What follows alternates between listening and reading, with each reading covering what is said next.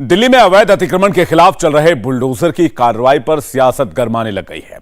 एक तरफ जहां कब्जाधारियों के खिलाफ बीजेपी का बुलडोजर, एमसीडी का बुलडोजर जोर शोर से गरज रहा है, तो वहीं दिल्ली के सीएम अरविंद केजरीवाल ने अवैध कब्जेधारियों के खिलाफ एक्शन को आजाद भारत का सबसे बड़ा विध्वंस बता दिया है।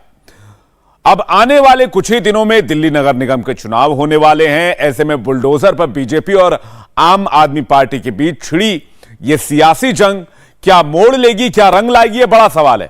आखिर बीजेपी के बुलडोजर मॉडल से केजरीवाल क्यों चिंतित हैं, एक रिपोर्ट से समझते हैं। बुलडोजर पर बवाल, बीजेपी आप में घमासान।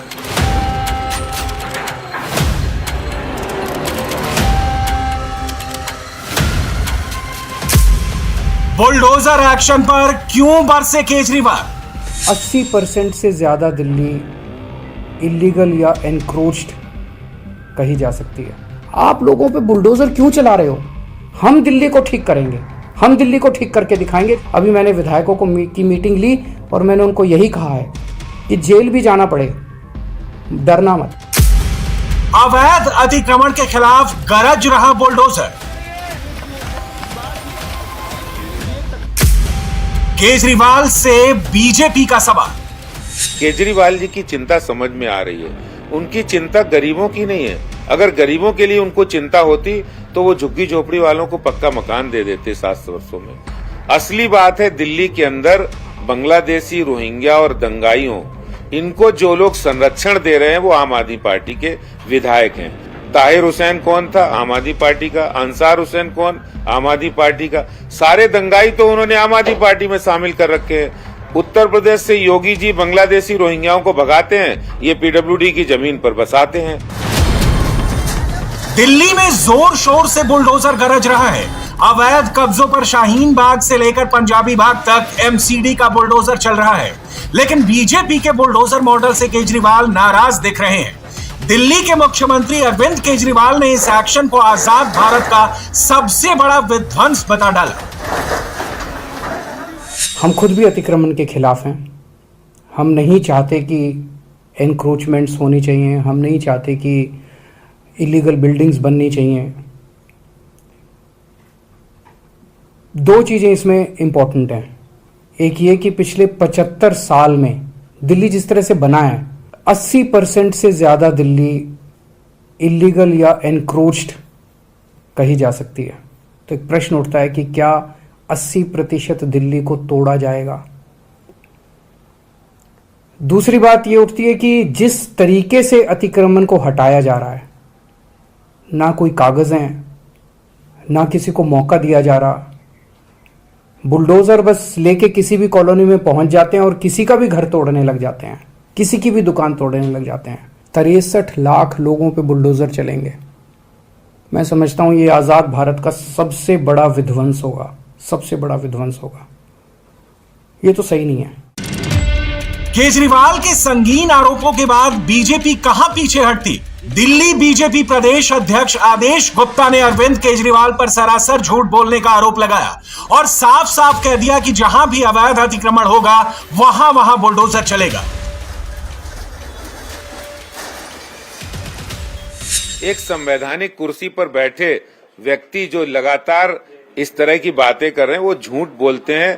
पहली बात तो 63 लाख घर नहीं है, और 63 लाख नहीं, हम तो कह रहे 65 लाख भी होंगे, तब भी भारतीय जनता पार्टी ऐसा उनके प्रति कुछ करने वाली नहीं है। लेकिन इतना जरूर है केजरीवाल जी, जिनके लिए आप बात कर रहे हैं, जिनके लिए आपने सब विधायकों को बुला लिया है, बांग्लादेशी हो, रोहिंग्या हो, दंगाई हो, जो आपकी पार्टी को नवाजते हैं, उनको कोई किसी भी रूप में बख्शने वाला नहीं है।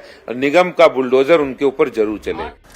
जहांगीरपुरी में भड़की सांप्रदायिक हिंसा के बाद बीजेपी के शासन वाली एमसीडी दिल्ली में अवैध अतिक्रमण हटाने के लिए अचानक से एक्टिव नजर आने लगी। तीनों नगर निगमों ने एक्शन मोड में आकर अतिक्रमण हटाने का अभियान शुरू कर दिया। बीजेपी का आरोप है कि सालों से दिल्ली के इन इलाकों में बांग्लादेशी घुसपैठियों ने अतिक्रमण कर रखा है। सरकारों ने भी अपने वोट बैंक के लिए इन पर एक्शन नहीं लिया, लेकिन जब अवैध कब्जों पर बुलडोजर चलने लगा तो इन्हें अपने वोट बैंक की टेंशन सताने लगी। असल गरीबों की चिंता की बात नहीं है।